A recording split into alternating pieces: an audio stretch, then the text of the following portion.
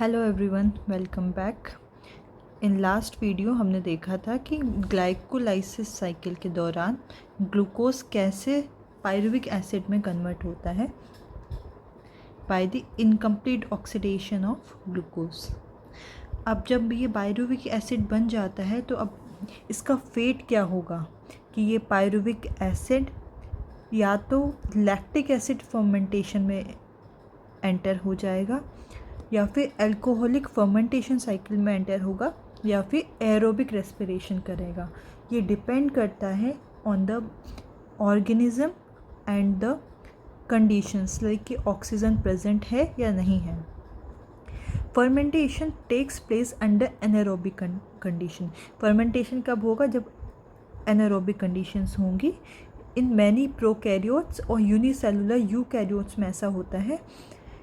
For the complete oxidation of the glucose, यानी कि अगर ग्लूकोज का कंप्लीट ऑक्सीडेशन करवाना है कार्बन डाइऑक्साइड और वाटर के अंदर, तो इस प्रोसेस के लिए हमें एरोबिक रेस्पिरेशन साइकिल की ज़रूरत होती है, जो कि हमारी होती है crabs cycle. Crabs cycle perform होती है माइटोकॉन्ड्रिया के मैट्रिक्स के अंदर। This require oxygen supply. I hope you have understood this.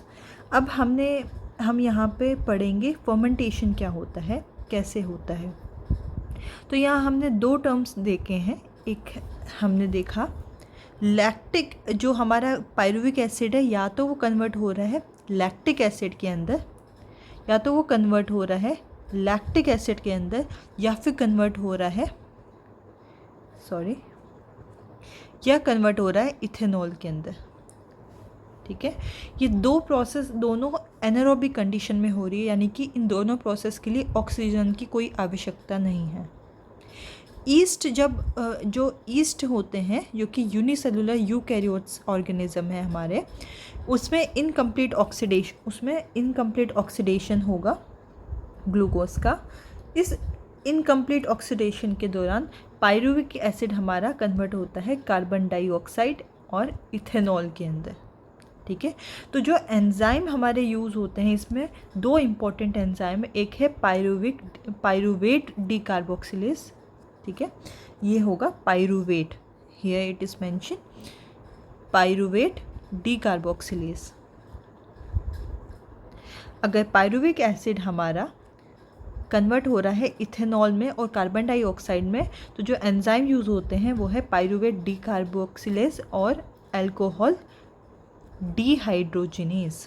ठीक है, जब ये कन्वर्जन होता है तो जो हमारा NADH मॉलिक्यूल, जो कि हमने ग्लाइकोलाइसिस के दौरान बनते हुए देखा था, वो वापस से ऑक्सीडाइज हो जाता है, यानी कि जो एनर्जी रिच मॉलिक्यूल, जो रिड्यूस्ड मॉलिक्यूल क्रिएट हुआ था, वो यूज़ हो जाता है इस प्रोसेस के दौरान।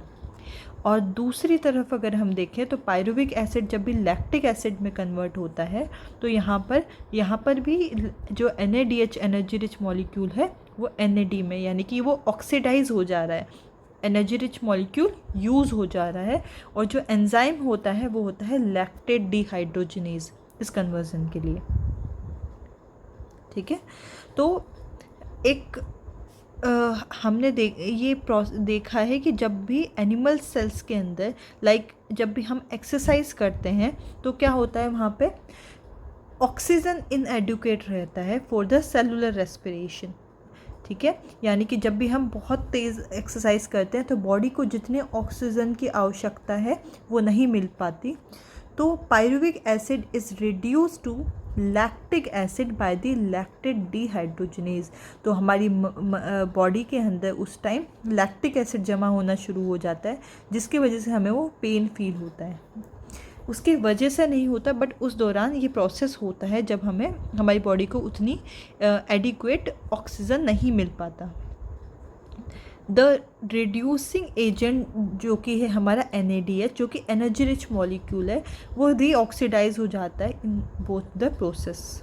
ठीक है, तो लैक्टिक एसिड और alcohol fermentation, not much energy is release. ठीक है, इन दोनों प्रोसेस के दौरान हमें एनर्जी ज़्यादा नहीं मिलती, या बल्कि जो एक एनर्जी रिच मॉलिक्यूल है वो भी यूज़ हो जा रहा है यहाँ पे।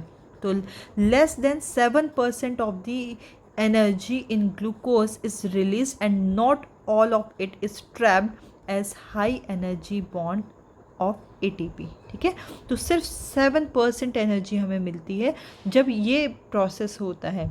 कौन सा? Pyruvic acid to lactic acid या फिर ethanol conversion. Also the process are hazardous, either acid और अल्कोहल इज़ प्रोड्यूस, ठीक है। तो हम अब देखेंगे कि ग्लाइकोलाइसिस के बाद में अगर एनारोबिक रेस्पिरेशन के अंदर साइकिल एंटर कर जाती है, यानी कि अगर ऑक्सीजन की कमी होती है तो क्या होता है, तो कितना एनर्जी हमें मिलेगा, ठीक है। तो yeast poison themselves to death when the concentration of alcohol reaches about 13%, ठीक है। ईस्ट के अंदर हमने देखा जो ईस्ट के अंदर हमारा क्या परफॉर्म होता है, पायरुविक एसिड का कन्वर्जन होता है इथेनॉल एंड कार्बन डाइऑक्साइड में। तो ये इसमें अगर अल्कोहल का अमाउंट ज़्यादा हो जाता है तो यहाँ पे यही दिखा रखा है, अगर 13% से ज़्यादा हो जाता है तो इसकी भी डेथ हो जाएगी, यानी कि ये प्रोसेस हो ज़्यादा अगर हो जाएगा तो फिर जो ऑर्गेनिज्म है उसकी it will leads to its death.